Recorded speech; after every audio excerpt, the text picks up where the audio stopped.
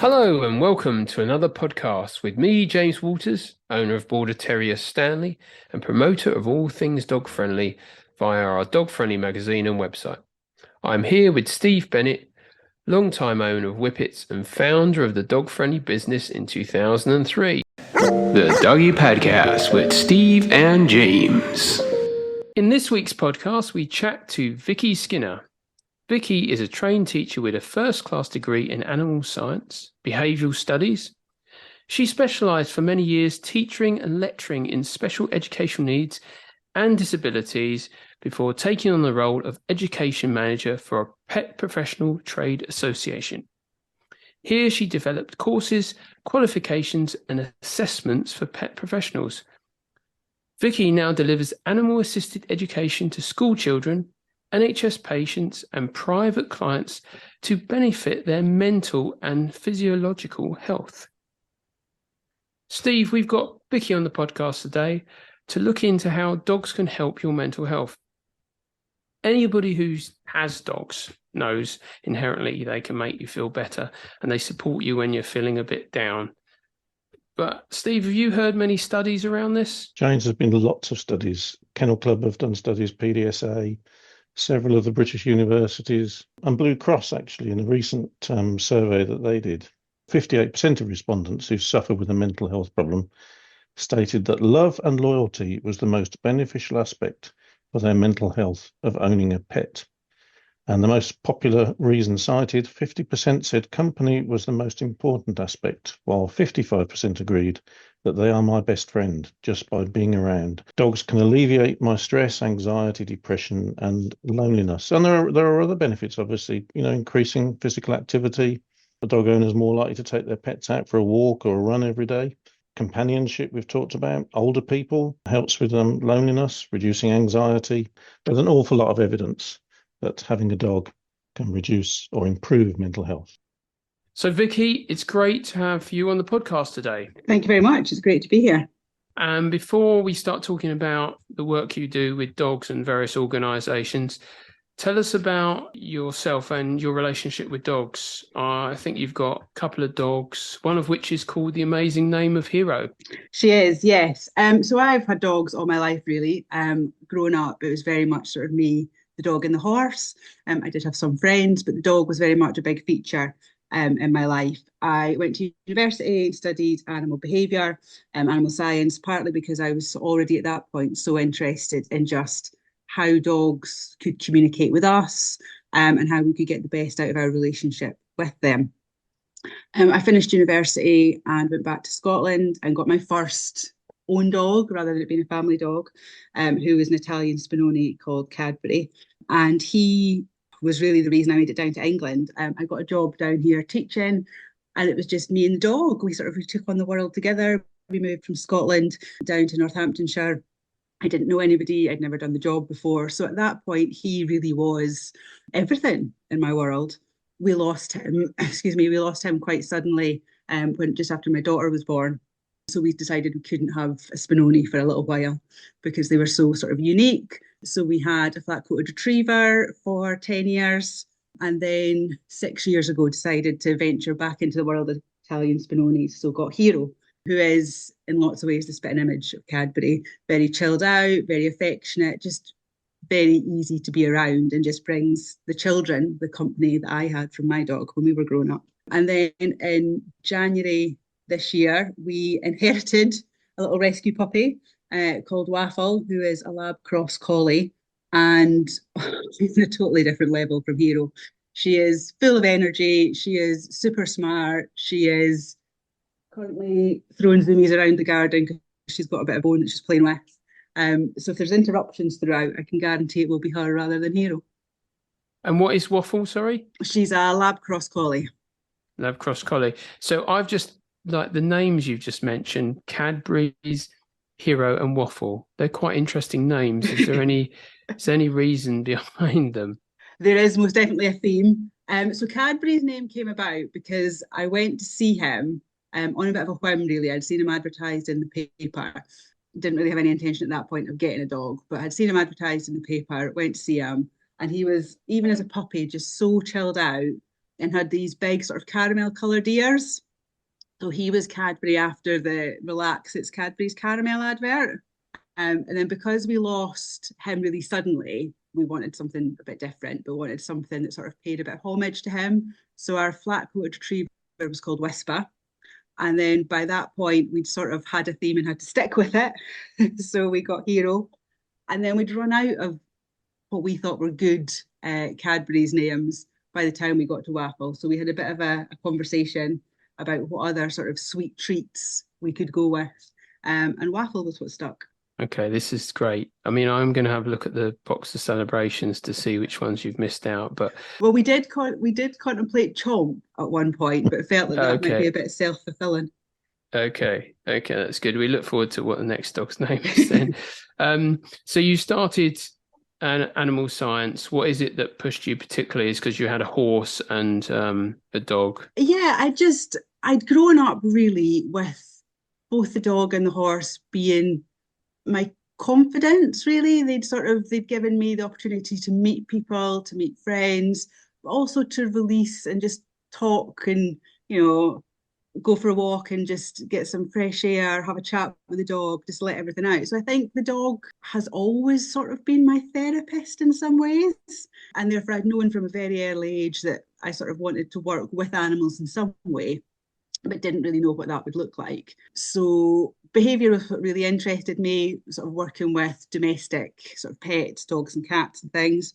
So I moved down to Lincolnshire to what at the time was De Montfort University to do animal science. And it suited me really well, actually, because it was a really little campus. It was all quite self-contained. I don't know if I would have necessarily coped in a sort of a big city university. And it meant that I was surrounded by people and surrounded by animals. And actually that was great.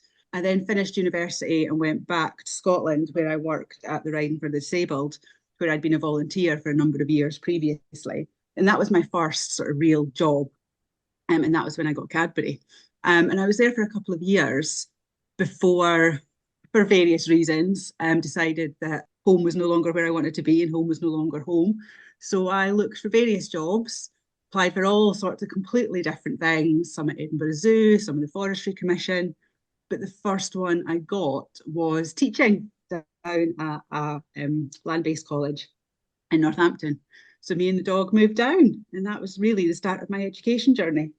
And within that teaching, did you see it is quite a few, well, sorry, I'm going to say quite a few years ago, but that sounds rude. But when you started teaching, was there any inclination towards animals in schools then? Is it just these things have come together, or did you see something back then? It was a few years ago, James, you're fair on that. We taught animal care to students who wanted to work with animals. So we weren't really at that point focusing on necessarily the benefits that animals brought. We taught sort of level 2 and level 3, but there was a number of special educational needs classes who came into the animal care setting for learning, but also for that emotional regulation, that development of compassion and of empathy. So while we weren't necessarily seeing it in schools and hospitals and things in the way that we do now, I think the difference that animals can make and the connection that people can develop with animals and the benefits that the animals can bring out in people were most definitely being seen. So you've been developing courses with animals for some years. Give us some of the details about the courses that you've developed because you work for a pet trade professionals. Yes, so our aim really at the time was to work with awarding organisations to develop industry-specific qualifications. So qualifications that really met the need of the industry in the direction that the industry was going. So it started predominantly with dog groomers, and that incorporated sort of the grooming, behaviour, the first aid, all of those sorts of things. And then we branched out into training for dog walkers and training for local authorities. But it was all very factual. It's meeting your legal requirements, it's ensuring the animal's welfare is being met, it's understanding how to meet the animal's welfare needs. It wasn't really focusing on how people can benefit from these animals. That's been sort of a more recent development for us. What sort of businesses have used these courses, Vicky? So we've worked with a full range. So we're currently working with dog groomers, we're working with animal encounter organisations, we're doing a lot of work with local authority animal licensing officers across Scotland, England and Wales. we really are anybody who works with animals and wants to make sure they're doing it as well as they possibly could. So, for example, we've recently launched a lone working course, which is really designed for anybody from, dog walkers, dog groomers, pet shop workers, dog trainers and behaviourists, anybody who has that time when they're by themselves, and actually the risks to them are greater, but also the risks to the animals are greater, because if something happens to you, what plans do you have in place for those animals? So really anybody who would class themselves as a pet professional can benefit from some of our courses. Okay, so looking at, Vicky, looking at the topic of helping mental health, what are the various studies that you've referred to when you've looked at introducing this? Yeah, I mean, sort of as Steve mentioned earlier, there are a lot of studies out there to the benefits of having pets and being around sort of pets or animals in general. Battersea, for example, quite recently found that more than a third of pet owners were anecdotally recognising that dogs had a positive impact on their well-being. But there are other scientific studies out there that have been published in peer-reviewed journals, so that we know there's some substantial evidence behind them. Things that have found actually that dogs are capable of displaying a range of sort of human-based emotions, similar to the sort of the age of a 2-year-old child. So that includes them being able to feel feelings like joy, fear, but also empathy. And it's that empathy that is particularly important in bringing out these sort of mental health benefits, that connection that people feel with their dog, that positive release of endorphins, sort of oxytocin, which is sort of a bonding and feel-good hormone, but also a reduction in the stress hormone cortisol. As you're sort of sitting, stroking the dog, you're feeling their softer texture, you're sort of coming in tune with their sort of breathing and heart rate rhythms, and that can all have a positive benefit on your own sort of health, both mentally and physiologically. So to reiterate the point that scientists have been doing studies where they're actually testing human interaction. You mentioned cortisone production in the body. That's the sort of studies that are being done. Yeah, definitely. So there's studies that show that as little as 10 minutes contact with the dog can help reduce your heart rate and increase levels of oxytocin within your bloodstream. So there is, hard and fast evidence that even limited interaction with animals can have really beneficial effects. Are these very recent studies, or are these studies that have been going on for some time? I mean, some of the studies go back sort of 10, 15 years, but I think the thing with any sort of science is it has to be current to be relevant. We've found, at one point we thought the world was flat, and science has since proved that it's not. So I think we need to be looking at the most current studies rather than necessarily relying on those ones that were done, 10, 15 years ago. Vicky, some of the research that I've looked at has actually shown a negative side, or a potential negative side, to all the benefits that dogs can bring with regard to mental health, and that is the increased anxiety of the owner worrying about losing their dog, or then actually losing their dog. Have you come across this at all? Yes, I have seen various bits and pieces actually that indicate that there may be disadvantages to having pets, things like in particular the cost of living, worrying about it. Also, having an adolescent dog is hard work. They are destructive. You think you've trained them perfectly, and then suddenly they've forgotten everything that they've ever known. They dig up your garden. You have to take them out, twice a day, and it's pouring rain and it's miserable, and sometimes you just can't be bothered. So there can be a lot of guilt and anxiety sits with that. But I don't think that takes away from the overriding benefits, because even if you do feel frustrated with your dog sometimes, even if you do feel guilty that you haven't taken it out for an hour-long walk because it's raining, actually the benefits of being around dogs, even if you don't necessarily recognise them, are still happening physiologically. So tell us, you just mentioned, Vicky, the physiological benefits from dogs. Tell us a bit more about this, more to it than just walking with your dog and getting fresh air. Yeah, simply being around dogs can have therapeutic effect. So, I mean, I'm sitting here at the moment, stroking Hero. He's just had a shake. Waffle sort of running in and out. But I've stroked her the whole way through this conversation. And actually, as I've been sitting here, while I don't consciously recognise it, actually my heartbeat has sort of become in sync with hers. It's slowed down a little bit. I'm able to sort of mirror her breathing patterns. The oxytocin in my blood will have been increased, and hopefully my cortisol levels will have also decreased. So that without really realising, just this simple act of sitting here stroking her has allowed me to take part in this conversation in the most relaxed way possible.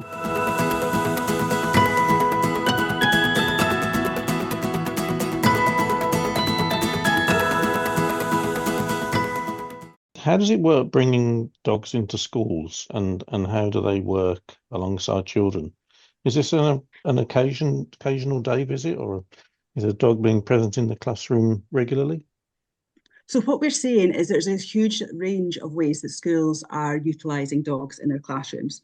So we see some schools who have volunteer visitors, whether that be pets as therapy dogs or sort of kennel club bark and read scheme visitors, where they're coming in for an hour a week and working with a variety of children, either just to give them some time out in the class or to sit down and boost their reading skills, allow them to read out loud to something that is non-judgmental.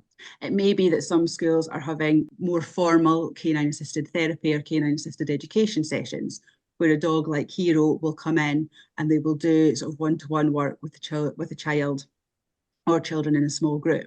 And that will be to work on skills such as engagement, empathy, emotional regulation, but it can also be that hook for more academic subjects. So we work with one client in particular who actually we go and we do English and maths, and they're much more involved and keen to be involved because actually the reward is then getting to spend some time with dogs. We'll do things where the dogs will choose the activity or the dog will pick up the pen that they've to use to write with. And because the dog's involved, they're much happier to take part. So we're seeing those sort of formal interactions, but increasingly we're seeing teachers who are bringing their own dogs into schools.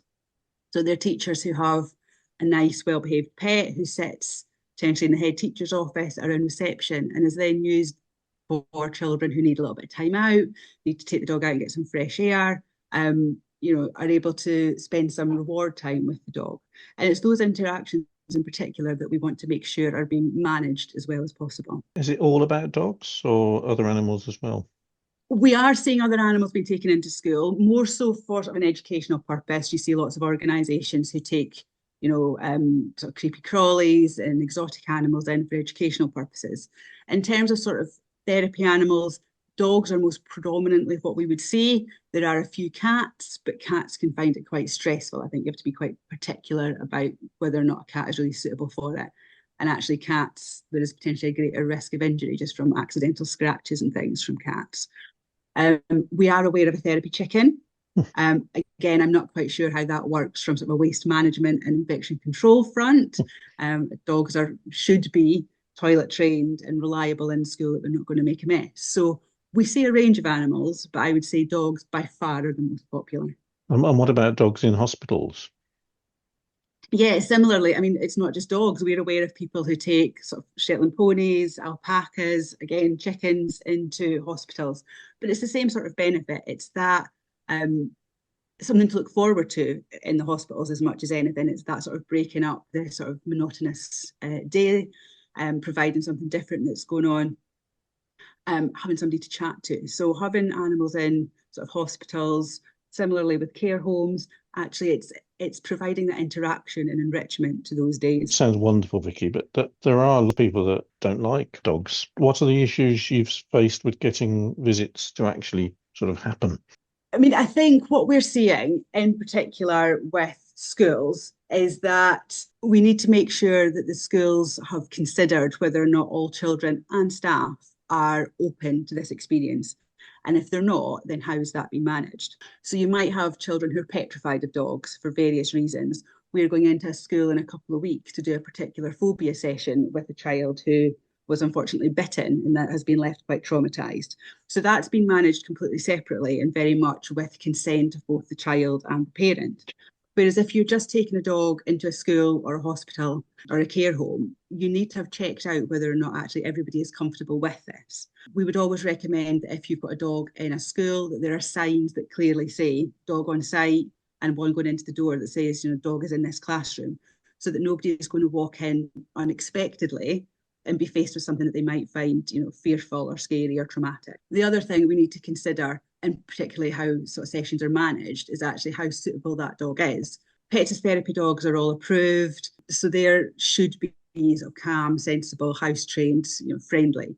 Teachers' dogs and things, there is a bit more variation as to what we're seeing. So it's important that the dogs are assessed, not necessarily just for levels of aggression, because obviously if they're aggressive, we don't want them in a school, a hospital or care home, but to make sure that actually they're not going to get overexcited, overstimulated, jump up, knock somebody over, cause a bruise. but also that they're not going to be overly fearful if they're crowded by small children, if the fire alarm goes off, if playtime starts and there's lots of children running around and screaming outside. So there's lots of things to consider with the selection of the dog and the suitability of the dog. Quite interesting, the thought that any head teacher might consider that they can bring their dog, and almost somebody at the office staff. Is that something that could, that the point is to use the courses that you run for people to look at that as an opportunity and think actually it would make a better workplace and a better environment by having one of the dogs come in with us? Yes, hugely. I mean, I think as animal people, we would never think to doubt that anywhere is made better by the presence of a dog. But the reality is there are considerations that must be taken into account if that's what you're planning on. So our latest course, which is designed to support schools that are using a dog in any way, shape or form, very much looks at how to sort of manage those interactions and considers, if it is a teacher's dog, A, how suitable is that dog, but B, where is that dog going to be for the majority of the day? Who is going to take responsibility for that dog? If it needs to go out, if there's a fire alarm, if something happens. It's about considering all aspects of that dog. We would recommend that a dog is used for no more than an hour per session. Now, if it's a teacher's dog, that's fine, but it has to then have somewhere that it can go have a wee, have a little bit of a play, and also have a sleep. So it's thinking about all of those sorts of things if it's a teacher's own dog rather than just a dog that's visiting. Can you just give us an overview of how the course runs towards bringing dogs into the classroom or other premises? Yeah, so it's an online course and it's sort of broken down into the key stages of planning for, preparing for, and then managing those interactions. So we sort of start by looking at the considerations. Is your school ready? Have you thought about, simple things like insurance? If the dog goes to the toilet, do you have cleaning products? Which bin are you going to use should the dog need to go to the toilet? How are you going to manage it with staff? Who's going to take responsibility for the dog? How are you going to introduce this concept to parents and children? And making sure that actually you've considered the environment. Is the environment a dog-friendly environment, or are there hazards there that the dog may experience? We then move on to looking at the suitability of the dog and the things that you need to consider with that before looking at how to manage those interactions. And part of that is based on understanding canine behaviour. So if you are the dog's handler, would you recognise if that dog is becoming distressed, fearful, if there's a change in its behaviour that means it needs to go to the toilet, or actually it's running in a situation where it's becoming overstimulated, and that's where potentially accidents or injuries can happen. So is there a legal insurance change with bringing dogs to schools? There's no legal requirements specifically, but obviously the insurance will be vital. You have a dog in a school, there is always a small risk that a child will be not necessarily bitten, but knocked over, scratched, bumped into and pushed over. So you have to make sure that actually your insurance company is aware and happy with this. And that's down to each individual insurer. And acronyms, I think they're called acronyms. Is it... I've seen something that dogs are RAG rated, which you sort of mentioned in terms of assessing a dog's suitability. What does this mean? And is there any other exciting acronyms within this sort of type of business? So RAG rating is red, amber, green, and it's our way of looking at the dog and the behaviours that dogs show and deciding whether or not it is green, as in we've no real concerns here and things should be fairly straightforward, obviously still be mindful. Amber, actually there's one or two things that might be a concern, but we can possibly manage them by putting appropriate sort of controls in place or management strategies. Or red, actually this dog is really not suitable to be in school. What's the amber? So amber would be a dog that might get overly excited. So actually Waffle at the moment, we work with a couple of one-to-one clients with, and they are slightly older, more confident children who can handle a slightly more boisterous dog. Waffle would not really go into a care home. She would not really go into a large group situation in a school because actually she'd get overly excited. She'd run the risk of jumping up, of pawing somebody accidentally, and actually causing a bit of a scene as much as anything, which can result in children being fearful, but also just disruption to the school environment. They're there to learn ultimately, and they don't need a dog haring around making everybody laugh. So those sorts of things would be amber. Likewise, amber might be it gets tired quite easily, and therefore actually we could manage maybe a 30-minute session, but we couldn't manage an hour-long session. It might be that the dog is fearful of strangers, men, pushchairs. some of those sorts of things, actually we can manage that situation so that it doesn't come into contact with those stimulus, or we can control those stimulus and manage the session the rest of the way. So it might be if a dog is fearful of pushchairs, then actually you wouldn't have a session that starts at 9 o'clock or 3 o'clock, because that's when the parents are doing pickup sessions. If the dog is fearful of males, then it might be that actually if you've got male teachers in the school, you do some work with the dog and that person beforehand to reduce that fear response and allow the dog to come into school more relaxed. So anything that is sort of amber, we would be aware of, and we would be looking to improve or put controls in place to make sure that actually the interactions could still happen safely. Okay, brilliant. And is there particular types of schools, certain authorities that you would work with, or is it can be any school? It's just about getting in touch and them seeing the benefits. Yeah, we will work with any schools. We've done work with a range of schools, sort of ranging from sort of private boarding schools that have a sort of a dog on the residential side, right the way through to sort of special needs schools where we've done sort of one-to-one sessions with learners. The online course is available to everybody and anybody. You can access it through our website, and it will talk you through all of the processes required for getting a dog safely into school and maximising those benefits. Are there certain types of dogs that are particularly good to deliver this work? And are they classed as therapy dogs?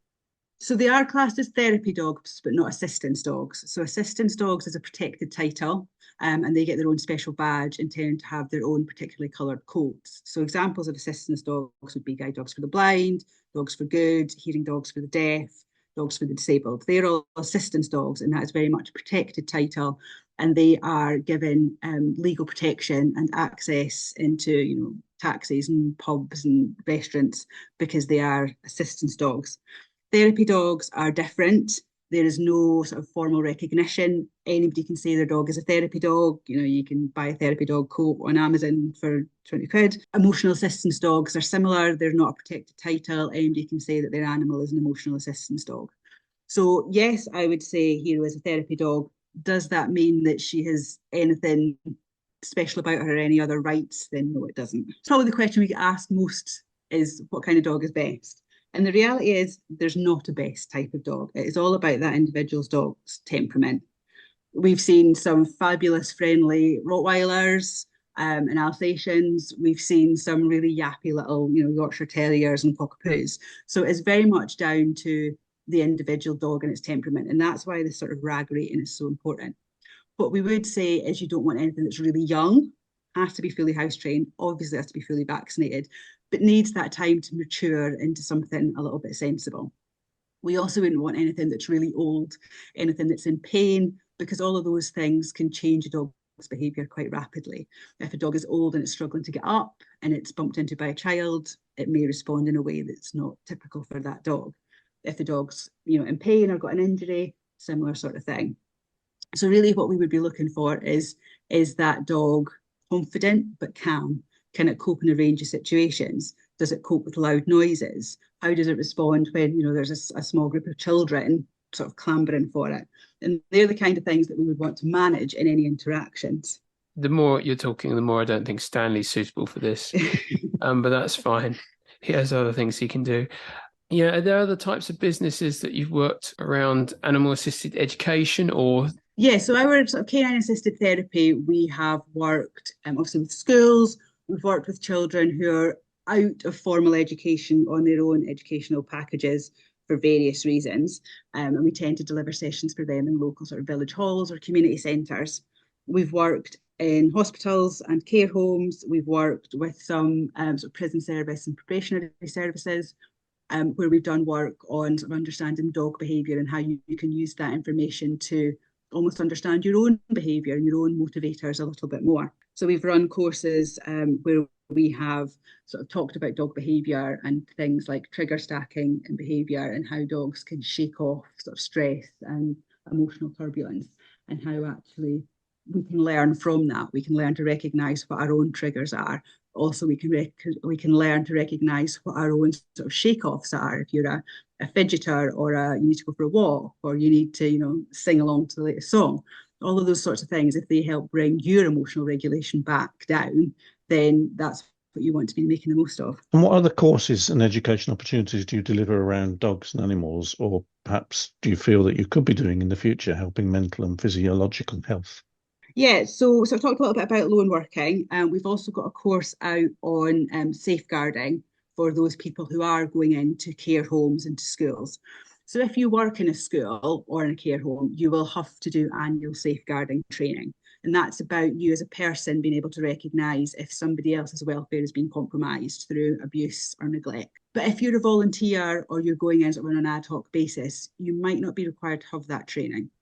So we've developed some safeguarding training specifically for those people who are sort of temporary visitors, sort of passing through, maybe on a regular basis, but actually maybe only a one-off. And that should give them the confidence to recognise that actually if they have any concerns about somebody's care, it should be reported. Even if it's nothing, actually you're better off reporting it and it can be looked into and confirmed as nothing than actually you ignoring it and it actually being a problem. So for example, we've seen situations before where we've gone into a care home and one of the ladies that we visit announced that she had a terribly sore back because that man had hit her. And you think straight away, right, hang on, this is a red flag. But as the conversation goes on, actually she's talking about how a gang of youths came into her room that night and stole from her, which clearly didn't happen. She's in a care home, she's in a very safe environment.